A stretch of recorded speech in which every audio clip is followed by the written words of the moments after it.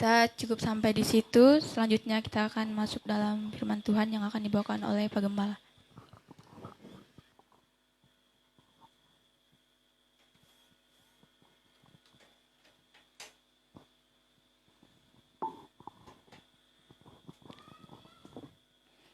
Rekan muda yang dikasihi oleh Tuhan Yesus Kristus, pada malam hari ini kita akan belajar dari bagian firman Tuhan. Mari kita mempersiapkan hati, pikiran kita untuk belajar dari firman Allah. Mari kita berdoa. Tuhan Yesus, pada malam hari ini kami sungguh bersyukur oleh karena anugerah dan pertolongan Tuhan. Kami percaya bahwa Tuhan hadir di tengah-tengah keberadaan kami. Walaupun saat ini mungkin kami sedang berada di rumah kami masing-masing, sedang mengikuti ibadah online ini ya Tuhan.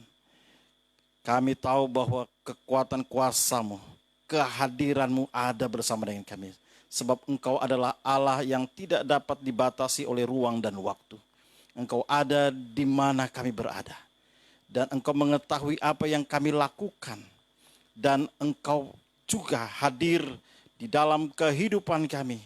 Dan melawat setiap kami. Setiap hati yang sungguh-sungguh datang kepadamu pada malam hari ini untuk mengalami lawatan Allah pasti akan diberkati oleh Tuhan. Pada malam hari ini kami akan belajar dari bagian firman-Mu, tuntun dan pimpin hati dan pikiran kami, Bapa. Pakai hamba-Mu untuk menyampaikan firman-Mu agar apa yang hamba sampaikan menjadi berkat bagi semua kami. Dalam nama Tuhan Yesus kami menaikkan doa, haleluya. Amin.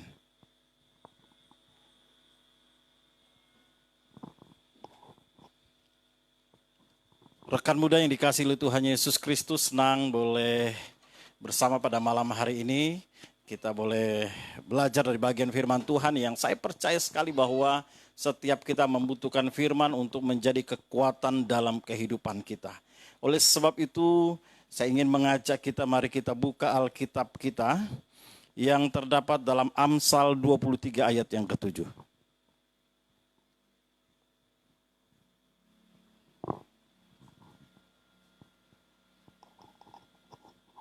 Amsal pasal 23 ayat yang ke-7.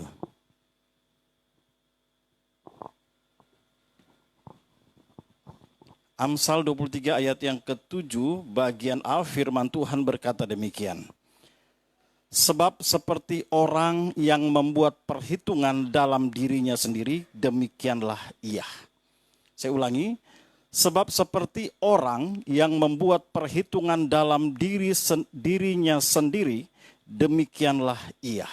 Ya, pada malam hari ini saya ingin mengajak kita untuk belajar dari satu topik berdasarkan bagian firman Tuhan yang kita baca, yaitu berhubungan dengan citra diri atau tentang citra diri. Rekan muda yang dikasihi oleh Tuhan Yesus Kristus, apa itu citra diri? Citra diri adalah pandangan kita, ya, pandangan kita tentang siapa kita, ya. Citra diri adalah pandangan atau pendapat kita tentang diri kita sendiri. Rekan muda yang dikasihi oleh Tuhan Yesus Kristus. Beda dengan pencitraan. Pencitraan adalah di mana kita menunjukkan apa yang ingin orang nilai tentang kita. Padahal itu bukan diri kita. Ya, misalnya kita ingin kelihatan lebih sabar, ya. Lalu kita menunjukkan satu pencitraan dengan cara-cara kita sehingga orang menilai, oh sabar, lembut. Padahal sebenarnya tidak, di rumah kita tidak sabar. Ya, di rumah kita dengan saudara kita, dengan adik kita tidak lembut. Tapi kita bisa membuat pencitraan. Tapi itu bukan citra diri. Citra diri adalah siapa kita menurut pendapat kita. Kita tahu siapa kita. Kita tidak dapat menyembunyikan siapa diri kita. Ya, kita tidak dapat menyembunyikannya dari pandangan kita sendiri. Tetapi kita bisa menyembunyikannya dari pandangan orang lain. Ya, itulah yang disebut dengan citra diri atau jati diri. Pada malam hari ini, bagian firman Tuhan berkata, sebab seperti orang yang membuat perhitungan dalam dirinya sendiri, demikianlah ia. Ya. Jadi apa yang kita pikirkan, apa yang kita sukai, apa yang paling menjadi hobi kita dan lain sebagainya, itulah kita. Itulah diri kita. Itulah citra diri kita. 4 sumber yang bisa mempengaruhi pandangan citra diri seseorang. Jadi walaupun kita punya citra diri, tetapi citra diri kita itu dapat dipengaruhi oleh pandangan dari luar. Yaitu orang lain yang pertama. Bisa jadi kita bisa terpengaruh citra diri kita dari teman kita, oleh teman kita, atau sahabat kita, atau keluarga kita.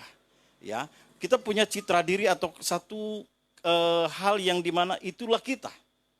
Tetapi kita bisa juga dipengaruhi oleh sahabat kita atau teman kita, sehingga citra diri kita itu menjadi berubah. Dan kemudian citra diri kita itu bisa berubah juga dipengaruhi oleh kesimpulan kita tentang diri kita. Ya, kesimpulan kita tentang diri kita maksud saya. Ya, saya ambil contoh. Sebenarnya kita atau Anda adalah seorang yang punya potensi yang luar biasa. Anda ya cukup berani ya, dalam arti ketika diberikan kesempatan untuk berbicara atau dia berikan kesempatan untuk tampil sehubungan dengan talenta, kemampuan yang ada padamu, sebenarnya engkau bisa. Tetapi engkau menyatakan, saya tidak bisa, saya ini pemalu ya. Jadi kita menyimpulkan siapa kita ya menurut pandangan kita. Jadi itu bisa juga terjadi seperti itu. Padahal kita punya potensi yang lebih. Dan kemudian citra diri kita juga dipengaruhi tentunya oleh firman Allah. Jadi ini yang positif. Kita mungkin memiliki citra diri yang kurang baik. Kita merasa bahwa citra diri kita ini begitu rapuh. Kita begitu lemah. Ketika ada tantangan, ketika menghadapi kesulitan, kita langsung lemah, kita langsung rapuh. Tetapi firman Tuhan dapat memperkokoh citra diri kita. Kalau kita memegang firman Tuhan itu, atau membaca, merenungkannya, dan menjadikannya berkat bagi kehidupan kita, itu bisa mempengaruhi kita. Rekan muda yang dikasihi oleh Tuhan Yesus Kristus, sehubungan dengan citra diri ini, 3 kebutuhan dasar manusia yang sangat mempengaruhi citra diri. Yang pertama adalah rasa berharga atau berharga ya. Kemudian rasa berdaya guna. Kita berguna. Kemudian rasa dikasihi atau memiliki. Jadi ketiga hal ini sangat besar pengaruhnya terhadap citra diri seseorang atau jati diri seorang anak muda. Ketika rasa berharga ia tidak dihargai, itu akan sangat mempengaruhi. Oleh sebab itu kita akan mempelajari penyebab rusaknya gambar diri seseorang yang dimana Tuhan sudah menciptakan kita seturut dengan gambarnya. Menurut peta dan gambar Allah. Jadi kita diciptakan menurut sifat ya, yang dimana Allah menjadikan kita menurut apa yang ia inginkan terjadi dalam kehidupan kita. Yaitu menurut gambar dan rupa Allah. Ya, sifatnya yang dimana ia tanamkan dalam diri kita. Memang tubuh kita fana, terbatas. Tapi sifat dan karakter itu ia berikan kepada kita. Itulah sebab dikatakan menurut rupa dan gambar Allah. Beda dengan binatang, tidak diciptakan menurut rupa dan gambar Allah. Atau tumbuhan tidak diciptakan menurut rupa dan gambar Allah. Manusia diciptakan menurut rupa dan gambar Allah. Karena ada sifat karakter Allah yang dimasukkan di sana. Dan roh manusia itu sifatnya ilahi.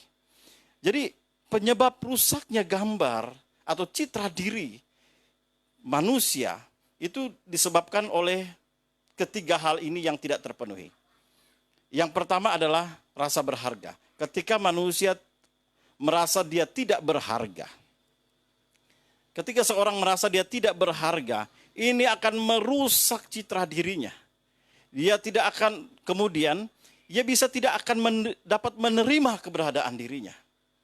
Ia mulai merasa tidak aman terhadap penilaian orang. Terhadap respon orang terhadap dia. Sebab ia merasa tak berharga. Nah, ini bisa membuat semakin parah rekan muda yang dikasihi oleh Tuhan Yesus Kristus.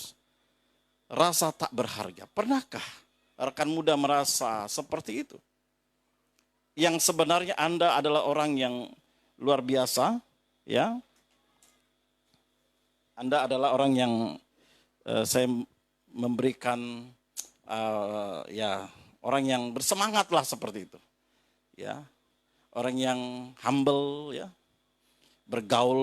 dapat bergaul dengan siapa saja, dan kemudian Anda adalah orang yang baik sekali. Tetapi kemudian Anda menjadi berubah, ya. Anda tidak menjadi seperti Anda dulu. Karena ada yang menyebabkannya. Mungkin di dalam kehidupanmu engkau pernah merasa bahwa engkau tak berharga. Sehingga ketika keberadaan ini, perasaan ini engkau terima sebagai sesuatu hal yang dimana engkau menyimpulkan memang saya tidak berharga, itu menjatuhkan engkau. Sehingga engkau tidak lagi dapat bersyukur, engkau tidak dapat menerima dirimu apa adanya. Rekan muda yang dikasihi oleh Tuhan Yesus Kristus, rasa berharga yang sejati sesungguhnya hanya ada di dalam Yesus. Bagaimana Tuhan Yesus menggambarkan kasih-Nya kepada kita melalui cerita Alkitab tentang kasih Bapa dalam perumpamaan tentang anak domba, tentang domba yang hilang maksud saya. Yang terdapat dalam Lukas 15 ayat 1 sampai 7 tentang domba yang hilang itu. Tentang kasih Bapa yang mencintai anaknya walaupun anaknya itu telah berbuat salah. Ia mengecewakan hati orang tuanya. Tetapi si Bapa tetap menanti kedatangan si anak. Allah benar-benar mengasihi kita.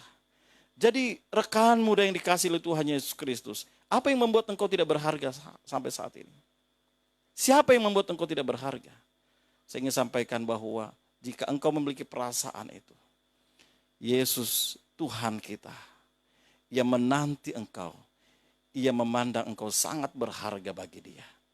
Ia tidak melihat kesalahanmu, engkau punya kesalahan, engkau punya masalah, engkau punya mungkin dosa yang begitu berat, besar menurut pandanganmu, sehingga membuat engkau merasa tidak berharga.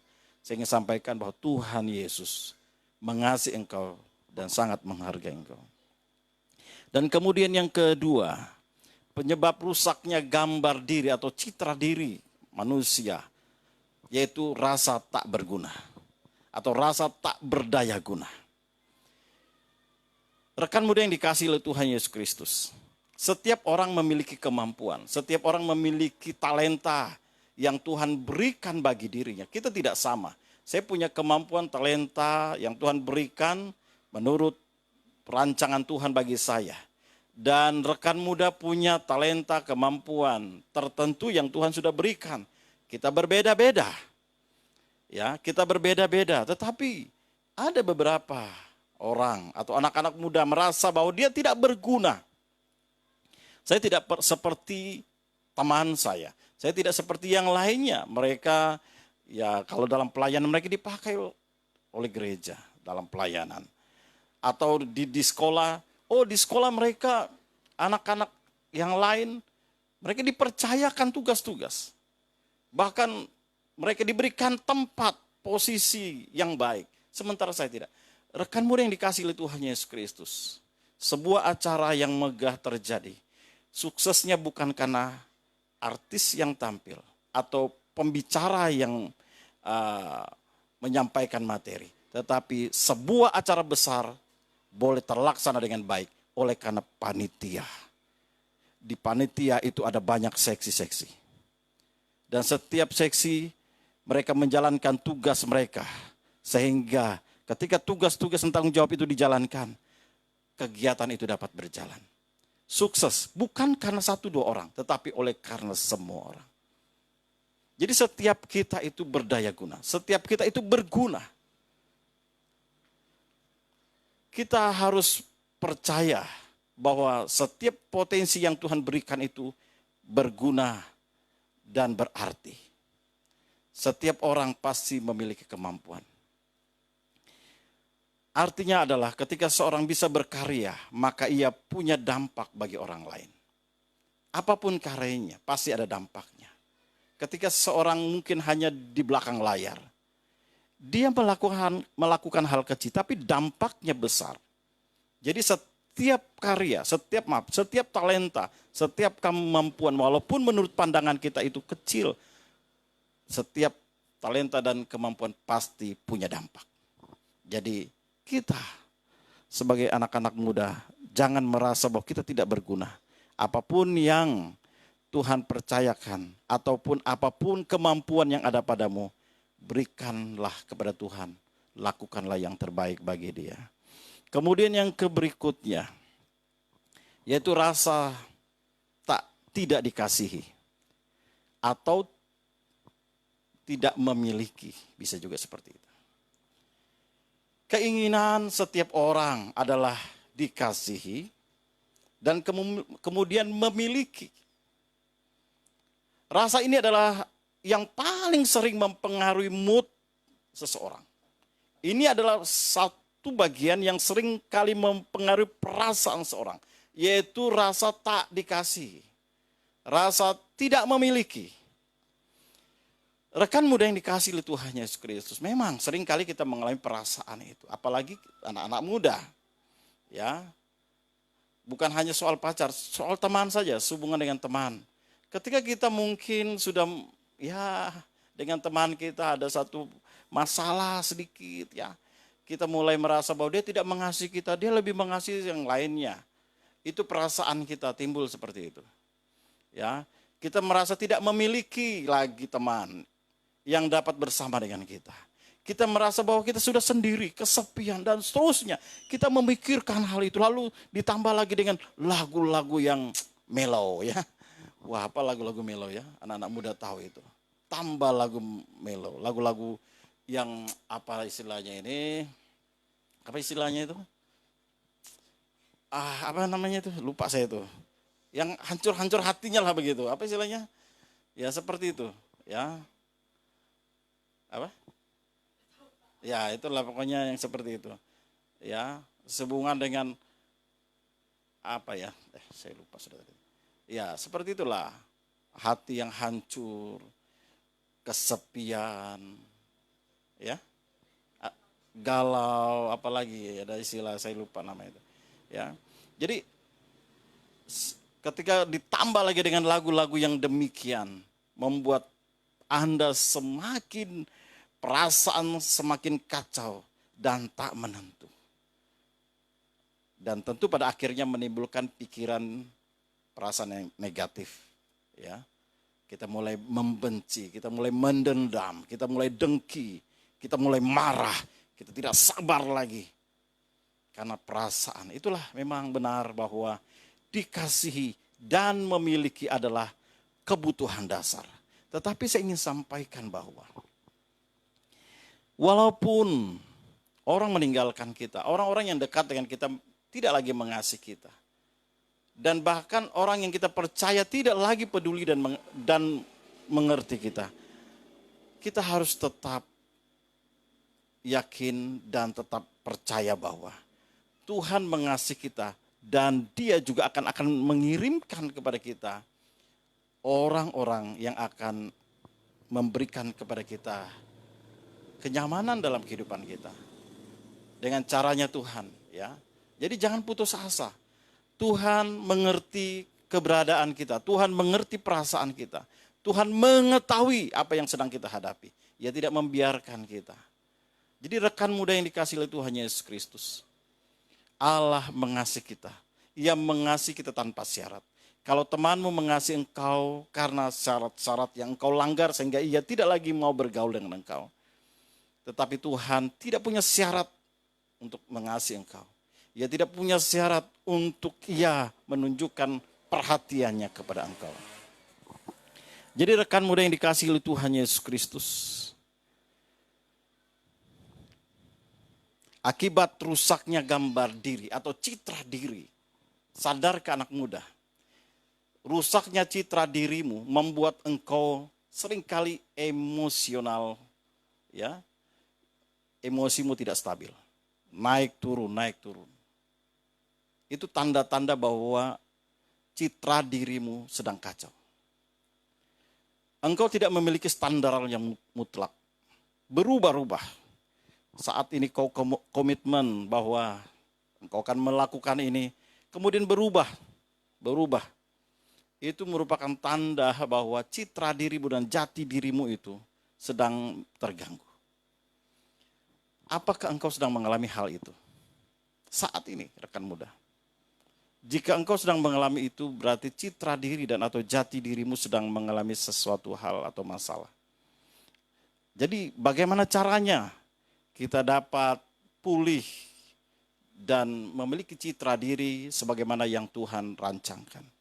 Yang pertama adalah langkah-langkah pemulihan. Yang pertama adalah kita perlu jujur mengakui apa yang sesungguhnya kita rasakan. Sampaikan kepada Tuhan. Nyatakan kepada Tuhan apa yang engkau rasakan. Jangan kau sembunyikan satu perkara pun. Jika engkau sedang marah, engkau sedang apa, sampaikan kepada Tuhan. Dan minta Tuhan pulihkan engkau. Jujur. Mengapa saya menyampaikan ini? Ketika engkau jujur kepada Tuhan, engkau akan mengalami kelegaan. Sama seperti engkau curhat kepada temanmu kan. Kalau ada masalah, curhat kepada temanmu. Sampaikan semua hal, lalu engkau pulang agak lega. Tapi temanmu kemungkinan akan cerita kepada orang lain. Ya. Masalahmu diceritakan kepada orang lain. Jadi masalahmu itu mungkin beredar. Artinya tentang keberadaan dirimu, tentang dirimu itu akhirnya diketahui oleh banyak orang. Apalagi engkau share di media sosial, itu tambah kacau. Jadi yang dimaksud dengan di sini kita perlu jujur mengakui apa sesungguhnya kita rasakan itu adalah kepada Tuhan. Kemudian yang kedua adalah cari apa yang salah sehubungan dengan prinsip-prinsip kita yang menyebabkan kita emosi dan melakukan tindakan yang salah. Coba cari. Apa yang membuat kita menjadi emosi? Coba cari penyebabnya apa. Itu kalau Anda menemukan penyebabnya, akui dan sampaikan kepada Tuhan. Kemudian mengambil keputusan. Yang ketiga adalah mengambil keputusan untuk menolak kepercayaan yang salah. Kepercayaan yang salah adalah pikiran-pikiran yang keliru. Kemudian menggantikannya dengan kebenaran. Apa pikiran-pikiran yang keliru? Yang keliru adalah saya sudah tidak berharga lagi. Saya sudah tidak berguna lagi. Saya tidak dikasihi lagi. Tidak ada seorang pun yang mengasihi saya. Itu kesimpulanmu tentang dirimu. Engkau menyimpulkan citra dirimu seperti itu. Itu adalah pikiran-pikiran yang salah. Engkau harus mengubahnya, menggantikannya dengan kebenaran. Cara berpikir yang benar menurut firman Allah. Bukankah firman Tuhan mengajarkan kepada kita bahwa ia mengasihi kita? Saya minta Ona baca Efesus pasal 4 ayat yang ke-17. Ya. Jadi kita harus menggantikan pikiran-pikiran kita yang negatif, yang salah itu dengan kebenaran Allah.